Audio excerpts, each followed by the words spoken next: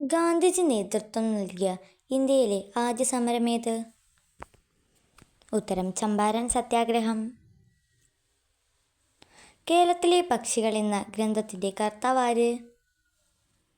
ഉത്തരം ഇന്ദുചൂഡൻ. ഇന്ത്യയിൽ ആധിപത്യമുറപ്പിച്ച വിദേശ ശക്തികൾ ഏതൊക്കെ? ഉത്തരം പോർച്ചുഗീസ്, ഡച്ചുകാർ, ഇംഗ്ലീഷുകാർ, ഫ്രഞ്ചുകാർ. ഉപ്പു സത്യാഗ്രഹം നടന്ന വർഷം എഴുതുക.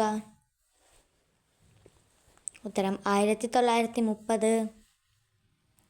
മുളയ്ക്കുന്ന വിത്തിൻ്റെ ഏതു ഭാഗമാണ് കാണ്ഡമായി മാറുന്നത്? ഉത്തരം ബീജശീർഷം.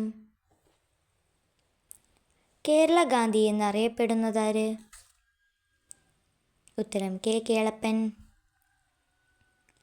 സാരേ ജഹാം സേ അച്ഛാ എന്ന ദേശഭക്തി ഗാനം രചിച്ചതാര്? മുഹമ്മദ് ഇക്ബാൽ. പ്ലാസ്മ എന്നാൽ എന്ത്? ഖരം, ദ്രാവകം, വാതകം എന്നിവ കൂടാതെ ദ്രവ്യത്തിന് മറ്റു ചില അവസ്ഥകളുമുണ്ട്. അതിലൊന്നാണ് പ്ലാസ്മ. തീ, ഇടിമിന്നൽ എന്നിവ പ്ലാസ്മ അവസ്ഥയിലാണ്. ഏറ്റവും വലിയ ഔഷധി ഏത്? ഉത്തരം വാഴ. നീരാവി തണുത്ത് ജലമായി മാറുന്ന ഒരു സന്ദർഭമേത്? ഉത്തരം മഴ. ലോക അഹിംസാ ദിനം എന്നാണ്? ഒക്ടോബർ 2. ദേശീയ ഗാനമായ ജനഗണമന ഏതു ഭാഷയിലാണ് രചിച്ചിട്ടുള്ളത്? ഉത്തരം ബംഗാളി. കേരളത്തിൽ റെയിൽവേ പാതകൾ ഇല്ലാത്ത ജില്ലകൾ ഏതെല്ലാം? ഇടുക്കി, വയനാട്. കടൽ തീരമില്ലാത്ത കേരളത്തിലെ ജില്ലകൾ ഏതെല്ലാം? പാലക്കാട്, പത്തനംതിട്ട, കോട്ടയം, വയനാട്, ഇടുക്കി. രാത്രിയിൽ ആകാശത്ത് നോക്കിയാൽ നക്ഷത്രങ്ങൾ മിന്നിത്തിളങ്ങുന്നതായി തോന്നുന്നതിനുള്ള കാരണമെന്ത്?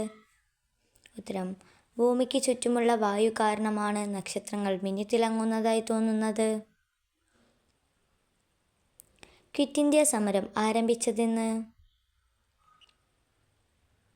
1942 ഓഗസ്റ്റ് 9. ജലവൈദ്യുത പദ്ധതികളിൽ വൈദ്യുതി ഉൽപ്പാദനത്തിന് ജലത്തിൻ്റെ ഏതു പ്രത്യേകതയാണ് പ്രയോജനപ്പെടുത്തുന്നത്? ഉത്തരം ഒഴുകാനുള്ള കഴിവ്. സാമൂഹ്യ തിന്മകളെ പരിഹസിച്ചുകൊണ്ടും നർമ്മം കലർത്തിയും ചിട്ടപ്പെടുത്തിയ കേരളീയ കലാരൂപം? ഉത്തരം ഓട്ടൻതുള്ളൽ. ആമ്പൽ, താമര എന്നീ സസ്യങ്ങളുടെ ഇലകൾ ജലോപരിതലത്തിൽ പൊങ്ങിക്കിടക്കുന്നു. എന്തുകൊണ്ട്? ഉത്തരം തണ്ടിലും ഇലയിലും വായു അറകളുള്ളതുകൊണ്ട്. മേൽവിലാസക്കാർക്ക് കത്തുകൾ എത്തിക്കുന്നതിന് മണികിലുക്കി ഓടിയിരുന്ന പണ്ടുകാലത്തെ തപാൽ ജീവനക്കാരൻ? ഉത്തരം അഞ്ചലോട്ടക്കാരൻ. വീഡിയോ ഇഷ്ടമായ ചാനൽ ലൈക്കും ഷെയർ സബ്സ്ക്രൈബും ചെയ്യണേ. Thanks for watching.